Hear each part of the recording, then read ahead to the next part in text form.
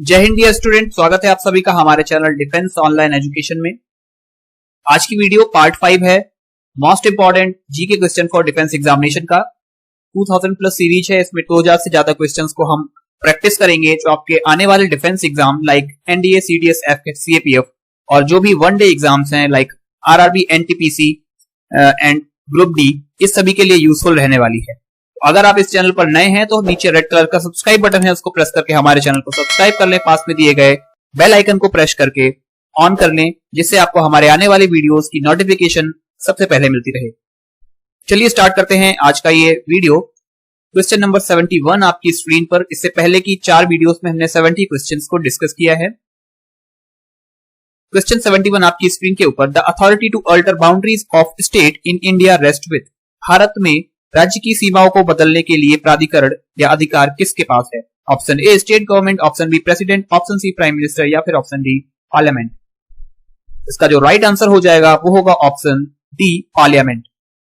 Parliament, अगर हमें किसी भी स्टेट का नाम बदलना हो या फिर स्टेट की बाउंड्रीज को बदलना हो, उसके क्षेत्रफल को बढ़ाना या घटाना हो, उसके लिए हमें पार्लियामेंट में एक बिल पेश करना होता है जो प्रेसिडेंट पास करके भेजता है पार्लियामेंट को, उस पर डिस्कशन होता है। उसके बाद ही किसी राज्य का जो नाम है, उसकी सीमाएं हैं या फिर उसके क्षेत्रफल में बढ़ोतरी या कम किया जा सकता है। तो इसका राइट आंसर हो जाएगा ऑप्शन डी पार्लियामेंट।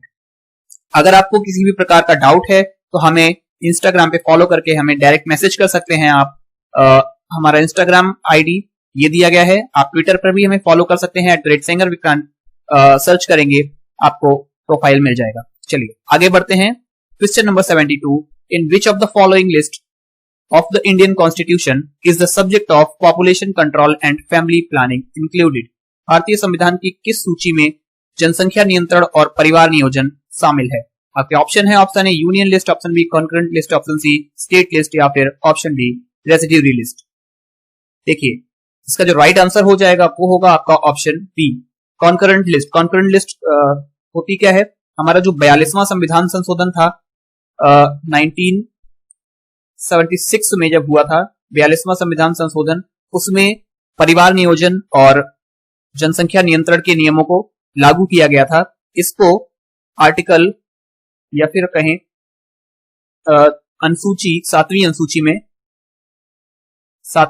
के भाग 3 में रखा गया है, जिसको कॉन्करेंट लिस्ट या समवर्ती सूची कहा जाता है। ठीक है, 7वीं अनुसूची की तीसरी सूची को समवर्ती सूची कहा जाता है, जिसको उसमें इसको जगह मिली है कॉन्करेंट लिस्ट में। इसके अंतर्गत हर एक राज्य को और केंद्र सरकार को ऐसे नियम बनाने हैं जिससे जनसंख्या पर नियंत्रण लगाया जा सके और परिवार नियोजन के संबंध में भी नियम लागू किए जा सके। आगे बढ़ते हैं। Question 73, the source of all political powers in India lies with. Bharat में सभी राजनीतिक सत्ता का स्रोत निहित है। देखिए आपके ऑप्शन इसमें दिए हैं, option A parliament, option be the Lok Sabha, option see the people या फिर ऑप्शन डी द कॉन्स्टिट्यूशन।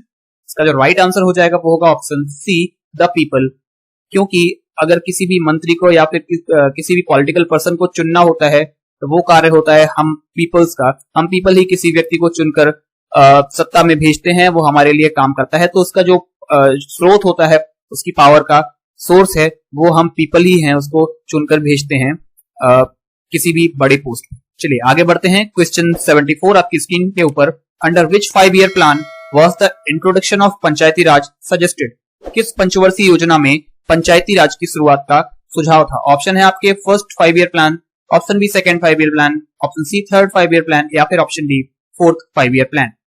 इसका जो राइट आंसर हो जाएगा वो होगा option B second 5 year plan.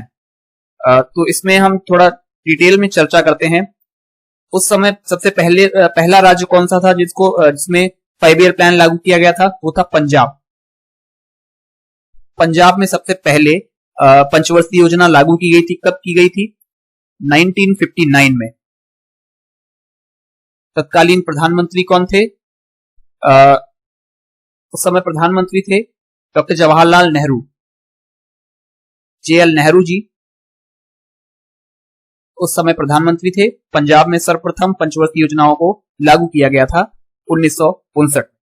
चलिए आगे बढ़ते हैं। क्वेश्चन 75 आपकी स्क्रीन के ऊपर यह रहा, the speaker of Lok Sabha has to address his letter of recognition to. Lok Sabha speaker अपना इस्तीफा किसे सौंपता है? इसका जो राइट आंसर होगा वो होगा option C, deputy speaker of Lok Sabha. क्योंकि जब भी किसी कारणवश लोकसभा स्पीकर को अपना इस्तीफा देना होता है, नॉर्मल ऐसे हालतों में तो लोकसभा स्पीकर इस्तीफा नहीं देते हैं, अपना कार्यकाल पूरा करते हैं, बट किसी कारणवश अगर इस्तीफा देना होता है तो डिप्टी स्पीकर ऑफ लोकसभा को अपना इस्तीफा देता है। उस स्थिति में जो डिप्टी स्पीकर होता है वो एज ए स्पीकर वर्क करने लगता है उस समय, और उसके बाद नए स्पीकर का चुनाव होता है। चलिए आगे बढ़ते हैं। Question 76, Sarkaria commission was concerned with, Sarkaria आयोग का संबंध था। Option A judicial reform, option B electoral reforms, option C central state reforms, या फिर ऑप्शन डी फाइनेंशियल रिफॉर्म्स। चलिए तो इसका जो राइट आंसर हो जाएगा वो होगा option C, central state relationship. देखिए जब 1983 में एक कमीशन का गठन किया गया था जिसका नाम था सरकारिया कमीशन, ठीक है, सरकारिया आयोग, इसका जो नेतृत्व किया था वो थे जस्टिस रंजीत सिंह,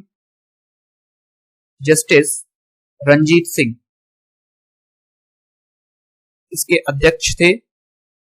इन्होंने इसका नेतृत्व किया था सरकारिया कमीशन का, सरकारिया आयोग का।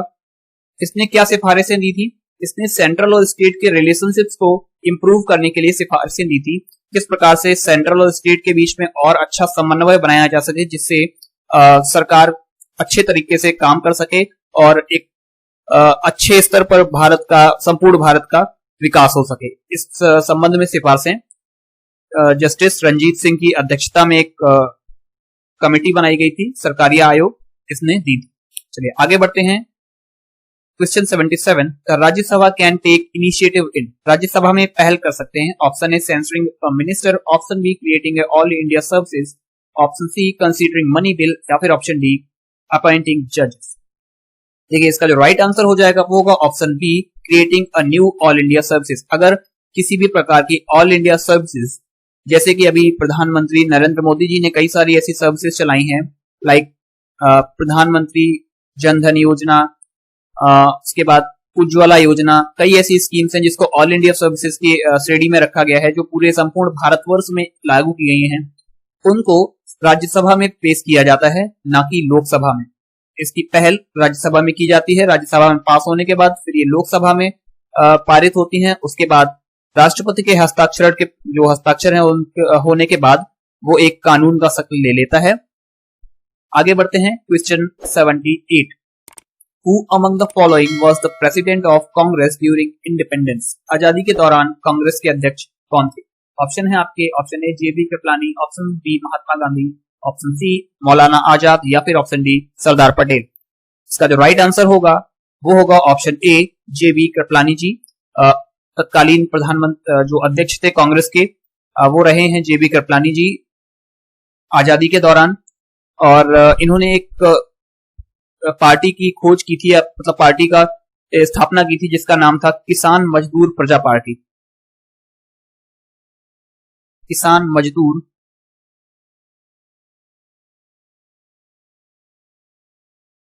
प्रजा पार्टी का इन्होंने स्थापना की थी। चलिए आगे बढ़ते हैं। Question 79, which of the following categories of right does the right of properties belongs? अधिकार की निम्नलिखित श्रेणी में से कौन संपत्ति के अधिकार से ताल्लुक रखता है? ऑप्शन आपके दिए हैं, legal right, option B fundamental rights, option C human right, या फिर ऑप्शन डी नेचुरल राइट्स। इसका जो राइट आंसर हो जाएगा वो होगा ऑप्शन ए, लीगल राइट। अगर हम बात करें सन 1978 से पहले की, यानी 44वें संविधान संशोधन से पहले की, तो ये एक फंडामेंटल राइट हुआ करता था। 44वें संविधान संशोधन 1978 के बाद इसको एक लीगल राइट बना दिया गया है। संपत्ति के अधिकार को फंडामेंटल राइट की श्रेणी से हटाकर एक लीगल राइट की श्रेणी में रख दिया गया है, एक कानूनी अधिकार बना दिया गया है। चलिए आगे बढ़ते हैं। Question 80, under the provision of the Indian constitution a committee can be declared as a minority community on the basis of. भारतीय संविधान के प्रावधानों के तहत एक समुदाय को अल्पसंख्यक समुदाय घोषित किया जा सकता है यदि, ऑप्शन आपके दिए गए हैं, religion only, option B either religion or language, option C either language or caste, या फिर option D either religion or race। इसका जो राइट आंसर होगा वो होगा ऑप्शन बी, ईदर रिलीजन और लैंग्वेज। जो एक एक्ट है आपका 1992 का, national commission for minorities act, national commission for minority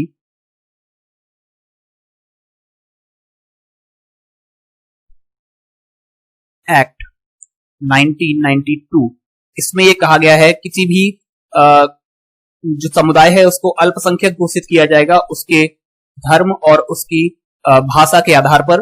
Bharat में अभी 6 ऐसे धर्म यानी 6 ऐसे समुदाय हैं जिनको अल्पसंख्यक की श्रेणी में रखा गया है। उसमें मुस्लिम, सिख, बुद्धिज्म, क्रिश्चियन, पारसीज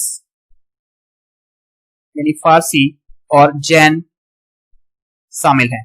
ये 6 समुदाय हैं, कम्युनिटी हैं जिनको माइनॉरिटी कम्युनिटी या फिर अल्पसंख्यक समुदाय कहा गया है। मुस्लिम, सिख, बुद्धिज्म, क्रिश्चियन, पारसीज और जैन। चलिए आगे बढ़ते हैं। क्वेश्चन नंबर 81 आपकी स्क्रीन के ऊपर ये रहा। Seat in Lok Sabha are not reserve for, Lok Sabha में सीटें आरक्षित नहीं हैं। किस समुदाय के लिए या किसके लिए, कैटेगरी के लिए लोकसभा में सीटें आरक्षित नहीं है? आपके ऑप्शन है, option A scheduled caste, option B scheduled tribe, option C member of union territories या फिर ऑप्शन डी एंग्लो इंडियंस। इसमें बहुत से बच्चे कंफ्यूज भी हो जाएंगे, लेकिन अभी जो हाल ही में रिफॉर्म हुआ है 126th रिफॉर्म, 126वां संशोधन 2019, उसमें एंग्लो इंडियंस के लिए जो 2 सीट रिजर्व होती थी उनको खत्म कर दिया गया है। यानी इससे पहले 2019 से पहले 2 सीटें एंग्लो इंडियंस के लिए होती थी, लेकिन 2019 के बाद से इन सीट्स को खत्म कर दिया गया है। शेड्यूल्ड कास्ट के लिए अभी भी 84 सीट्स रिजर्व हैं, शेड्यूल्ड ट्राइब के लिए 47 सीट रिजर्व हैं और यूटीज के लिए 19 सीट अभी भी रिजर्व हैं। लेकिन एंग्लो इंडियंस के लिए जो 2 सीटें रिजर्व होती थी वो अब खत्म कर दी गई हैं। तो इसका राइट आंसर ऑप्शन डी हो जाएगा। एंग्लो इंडियंस के लिए अभी कोई सीट रिजर्व नहीं है हमारे संविधान में। आगे बढ़ते हैं। क्वेश्चन 82 आपकी स्क्रीन के ऊपर। The normal term of Lok Sabha में बी एक्सटेंडेड बाई, लोकसभा की सामान्य अवधि बढ़ाई जा सकती है, या मैं इसमें थोड़ा टाइपिंग में थोड़ा गलती हुई है, अवधि तक बढ़ाई जा सकती है। तक तो अगर क्वेश्चन आ जाता है तो इसका मतलब ही अलग हो जाएगा, यानी नॉर्मल टर्म्स में 1 साल तक बढ़ाई जा सकती है। लेकिन इसमें पूछा गया है किस एक्ट के थ्रू या फिर किस ऑर्डर के थ्रू इसको बढ़ाया जा सकता है। ऑप्शन आपके दिए हैं, option A an act passed by the president, option B an order of the supreme court, या फिर option C by an order of president of India, या फिर option D on order of prime minister of India. चलिए इसका जो right answer हो जाएगा वो होगा option A, an act passed by the president. Normal जो सिचुएशन होती है उसमें तो हमारे लोकसभा की अवधि को बढ़ाया नहीं जा सकता। लोकसभा की अवधि तभी बढ़ाई जाती है जब कोई राष्ट्रीय आपदा हमारे देश में आई हो। ऐसा सिर्फ हमारे इतिहास में एक बार हुआ है, उस समय था 1975 का, इंदिरा गांधी जी के कार्यकाल में राष्ट्रीय आपातकाल की घोषणा की गई थी। उस समय पर हमारे लोकसभा की जो कार्यकाल है वो बढ़ाया गया था, उसकी अवधि बढ़ाई गई थी, जिसको प्रेसिडेंट के द्वारा पास किया जाता है। प्रेसिडेंट एक लेटर लिखता है लोकसभा अध्यक्ष के लिए, इसमें ये बात कहता है कि हम अभी स्थितियां सही नहीं है, अभी हमारी जो लोकसभा की नई लोकसभा है उसका गठन नहीं किया जा सकता। इस स्थिति में लोकसभा के कार्यकाल को बढ़ा दिया जाता है। उस समय राष्ट्रपति कौन थे? राष्ट्रपति थे फखरुद्दीन जी राष्ट्रपति थे 1975 के समय। तब हमारे जो कार्यकाल है लोकसभा का वो बढ़ाया गया। आगे बढ़ते हैं। Question 83, the fundamental duties of the Indian citizen have been, भारतीय नागरिकों के मौलिक कर्तव्य। Option A, originally provided by the constitution, option B, introduced in the constitution by 44th amendment, option C, introduced in the constitution by 42nd amendment, या फिर option D, inserted into the constitution by the judgement of supreme court. इसका जो right answer हो जाएगा वो होगा option C, introduced in the constitution by the 42nd amendment. 42nd amendment में एक समिति बनाई गई थी, सरदार स्वर्ण सिंह समिति, जिन्होंने ये चीज बताई थी कि भारतीय संविधान में मौलिक कर्तव्यों को इंट्रोड्यूस करना चाहिए, शामिल करना चाहिए। तो उन्हीं की सिफारिशों पर, यानी सरदार स्वर्ण सिंह की सिफारिशों पर संविधान के भाग 5 सेक्शन ए में इसको जगह दी गई है, मौलिक कर्तव्यों को। ठीक है, चलिए इसका राइट आंसर हो जाएगा option C, introduced in the constitution by the 42nd amendment. चलिए आगे बढ़ते हैं, question 84। The impeachment of the president of India can be initiated in. Bharat के राष्ट्रपति के महाभियोग की प्रक्रिया शुरू की जा सकती है। देखिए जो आपके ऑप्शन दिए गए हैं, either house of the parliament, in the joint sitting of both houses of the parliament, the Lok Sabha alone या फिर द राज्यसभा अलोन। इसका जो राइट आंसर होगा वो होगा option A, either house of the parliament. किसी भी सदन में जो आपके संविधान के जो उच्च सदन या निम्न सदन, किसी भी सदन में महाभियोग की प्रक्रिया शुरू की जा सकती है, लेकिन उससे 14 दिन पहले राष्ट्रपति को पत्र लिखना होता है संबंध में, इस नोटिफाई करते हुए, उनको सूचना देते हुए कि आपके खिलाफ महाभियोग की प्रक्रिया हम शुरू करने जा रहे हैं। आपको अगर कुछ भी इस संबंध में सफाई देनी है तो आप सेशन में आकर वो सफाई दे सकते हैं। इस प्रकार अगर वो जो इम्पीचमेंट की प्रक्रिया है, महाभियोग की प्रक्रिया है, वो 2/3 बहुमत से किसी भी सदन में पास हो जाती है तो वो दूसरे सदन में भेजी जाती है। वहां पर पास होने के बाद राष्ट्रपति के पास पुनः भेजी जाती है, जिस पर राष्ट्रपति जवाबदेह होता है, उसे जवाब देना होता है, नहीं तो उसको पद से हटाया जाता है। चलिए आगे बढ़ते हैं, क्वेश्चन 85 की ओर। लेकिन अभी तक अगर आपने हमारे चैनल को सब्सक्राइब नहीं किया है तो नीचे रेड कलर का सब्सक्राइब बटन दिख रहा है, उसको प्रेस करके नोटिफिकेशन बेल को दबा लें, जिससे आपको आने वाली वीडियोस की नोटिफिकेशन सबसे पहले मिल जाए। और अगर आप हमसे पर्सनली कोई क्वेश्चन पूछना चाहते हैं तो वो आप इंस्टाग्राम विक्रांत 0 सर्च करके आप हमें फॉलो कर सकते हैं। वहां पर आप डायरेक्ट मैसेज कर सकते हैं हमें। ट्विटर पे भी हमें फॉलो कर सकते हैं @singervikrant, आपको ट्विटर पर आईडी मिल जाएगी। चलिए आगे बढ़ते हैं, question 85। Which of the following is correct? Economic and social planning is in the union list. Option B, union territory are represented in the Lok Sabha but not in the Rajya Sabha. संघ शासित प्रदेशों का प्रतिनिधित्व केवल लोकसभा में होता है बल्कि राज्यसभा में नहीं होता है। Option C, protection of wild animal and bird is in the concurrent list. वन्य पशु और पक्षियों का संरक्षण समवर्ती सूची में है। या फिर option D, Dogri is included in 18th schedule of the constitution. Dogri संविधान की 18वीं अनुसूची में शामिल है। चलिए इसका जो राइट आंसर हो जाएगा वो होगा option D, Dogri is included in 18th schedule of the constitution. Dogri संविधान की 18वीं सूची में शामिल है।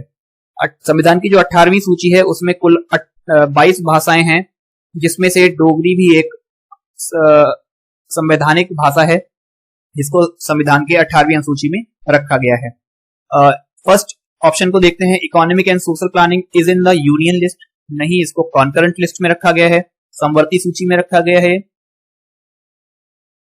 इसको कॉन्करेंट लिस्ट में रखा गया है। Union territories are represented in Lok Sabha but not in Rajya Sabha. गलत बात है। राज्यसभा में 3 यूनियन टेरिटरी हैं जिनको राज्यसभा में भी रिप्रेजेंट किया जाता है, जिसमें से दिल्ली, JNK यानी जम्मू एंड कश्मीर और पुडुचेरी। ये जो 3 यूनियन टेरिटरी हैं इनको राज्यसभा में भी रिप्रेजेंट किया जाता है। Protection of wild animal and bird is in concurrent list. देखिए ये पहले कॉन्करेंट लिस्ट में थी, लेकिन आज के समय में ये स्टेट लिस्ट में। ये जो 42nd अमेंडमेंट हुआ था 42वें संविधान संशोधन 1976 के बाद, जो 1976 का संविधान संशोधन है, ये बहुत ही इंपॉर्टेंट है आपके एग्जाम के पॉइंट ऑफ व्यू से। इसको एक बार डीपली मैं डिस्कस कर दूंगा कि 1976 का जो संविधान संशोधन था इसमें क्या क्या चीजें इंप्रूव की गई थी, क्योंकि आप देख रहे हैं बहुत सारी चीजें इसी संविधान संशोधन से निकलकर आपके इस वीडियो में आई हैं।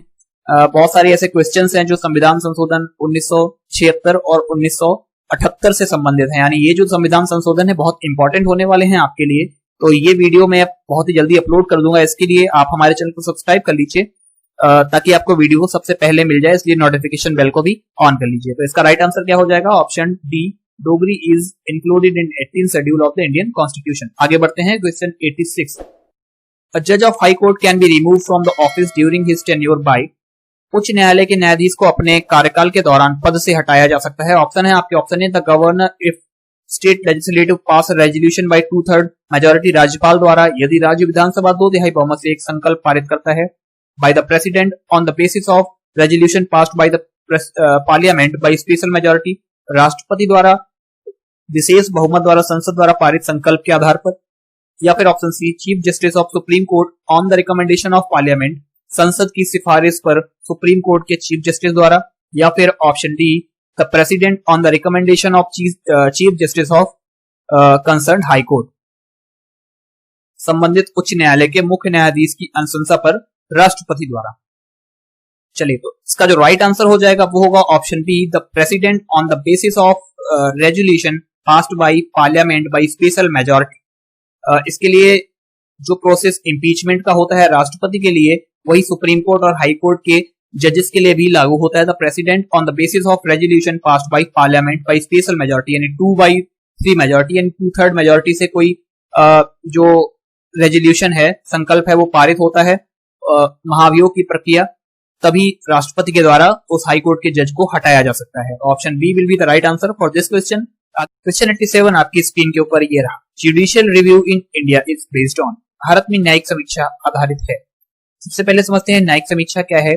जब भी संसद कोई नियम पारित करता है तो सुप्रीम कोर्ट उस पर अपनी जो है रिव्यू करता है, समीक्षा करता है और देखता है कि वो जो नियम है, जो कानून है, वो हमारे जो मौलिक अधिकार हैं उनका पालन कर रहा है या नहीं। अगर उनका पालन नहीं करता है तो पुनर्विचार के लिए संसद के पास उस बिल को वापस भेज दिया जाता है। इसके ऑप्शन आपके दिए गए हैं। ऑप्शन है procedure established by law, due process of law, rule of law, या फिर प्रीडिशेंट एंड कन्विकेशंस। इसका जो राइट आंसर हो जाएगा वो होगा option A procedure established by law will be the right answer for this question. चलिए आगे बढ़ते हैं क्वेश्चन 88 की तरफ। In which of the following is not guaranteed by the Constitution of India? निम्नलिखित में से किस एक को भारत के संविधान की गारंटी नहीं है, यानी भारत के संविधान में क्या एक चीज है जो सही नहीं है। Freedom to own, acquire and dispose of property, संपत्ति का स्वामित्व, अधिग्रहण और निपटान। Option B freedom to move freely throughout the country in India, स्वतंत्रता भारत के क्षेत्र भर में स्वतंत्र रूप से घूमने के लिए। या फिर option C freedom to assemble peacefully and without arms, शांतिपूर्ण और हथियार के बिना इकट्ठा होने की। या फिर option D freedom to practise any trade और प्रोफेशन, किसी भी व्यापार या व्यवसाय के लिए स्वतंत्रता। तो इसका option A will be the right answer, क्योंकि 1976 से पहले जो संपत्ति का अधिकार था वो एक मौलिक अधिकार हुआ करता था, लेकिन 1976 के बाद इसको एक कानूनी अधिकार बना दिया गया है। इसलिए आप संपत्ति का स्वामित्व तो कर सकते हैं, आपके पास संपत्ति है, आप उसके स्वामी हैं, कोई बात नहीं, लेकिन आप गलत तरीके से, अवैध तरीके से उसका अधिग्रहण या फिर उसका निपटान नहीं कर सकते, तो इसकी गारंटी संविधान नहीं देता। Option A will be the right answer for this question. आगे बढ़ते हैं क्वेश्चन 89 आपकी स्क्रीन के ऊपर ये रहा। The state will not make any law in which take away or abridge the fundamental right, which one of the following shall be constitute as a law in purpose. राज्य ऐसा कोई कानून नहीं बनाएगा जो मौलिक अधिकारों को दूर करता हो या संक्षिप्त करता हो। निम्नलिखित में से किस एक को इस उद्देश्य से कानून के रूप में लाया गया। अच्छा, इसमें से कौन सी ऐसी चीज है जिसको हमारे संविधान में लागू किया गया जिससे कि कोई भी राज्य है वो कोई गलत कानून ना बनाए जिससे कि हमारे फंडामेंटल राइट्स को आहत हो। इसके लिए कॉन्स्टिट्यूशनल अमेंडमेंट लाया गया था, जो आर्टिकल 13 सेक्शन बी में लिखा हुआ है। वहां पे अगर आप देखेंगे तो ये लिखा है कि भारत में कोई भी राज्य है वो ऐसे कोई कानून नहीं बनाएगा जिससे मौलिक कर्तव्यों को आहत होता है या उनको मौलिक कर्तव्यों की या मौलिक अधिकारों की अवहेलना होती है। चलिए आगे बढ़ते हैं। इसका राइट आंसर क्या होगा? Option D constitutional amendment. Last question इस वीडियो का, decision on question as to disqualification of member of either house of parliament rest with the, संसद के किसी सदन की सदस्यता की अयोग्यता का निर्णय निम्नलिखित में किस पर निर्भर है? Option A election commission on the recommendation of speaker, speaker की सिफारिश पर चुनाव आयोग, या फिर हाउस ऑफ पार्लियामेंट कंसर्न, संबंधित सदन के सदस्य, या फिर option C chief justice of India, भारत के मुख्य न्यायाधीश, या फिर option D president after consultant with the election commission, चुनाव आयोग के साथ मंत्रणा के बाद राष्ट्रपति। देखिए किसी भी अगर सदस्य जो किसी भी सदन का कोई सदस्य है, राज्यसभा का या लोकसभा का, उसको अयोग्य घोषित करना है तो उसके खिलाफ एक अविश्वास प्रस्ताव पारित किया जाएगा। अगर वो अविश्वास प्रस्ताव जो है वो पारित हो जाता है तो इलेक्शन कमीशन राष्ट्रपति से ये वो जो बिल है वो लेके जाता है और उस पर्टिकुलर जो सदस्य है उसकी सदस्यता को निरस्त कर दिया जाता है, वो अयोग्य घोषित कर दिया जाता है। तो option D will be the right answer, president after consultant with the election commission will be the right answer for this question. चलिए, अगर आपने अभी तक इस वीडियो को लाइक नहीं किया है तो एक लाइक इस वीडियो के लिए तो बनता है, और अगर आप चैनल पर नए हैं तो चैनल को सब्सक्राइब कर लें, साथ ही साथ बेल आइकन को भी प्रेस कर लें ताकि आगे आने वाली वीडियोस की नोटिफिकेशन भी आपको इसी तरह से मिलती रहे। और अगर आपकी कोई भी डाउट है, क्वेरीज हैं, आप इंस्टाग्राम और ट्विटर पर हमें फॉलो कर सकते हैं, डायरेक्ट मैसेज करके वहां पे आप पूछ सकते हैं। चलिए मिलते हैं आपसे एक और अगले इंटरेस्टिंग और इंफॉर्मेटिव वीडियो में। तब तक के लिए जय हिंद, जय भारत, वंदे मातरम।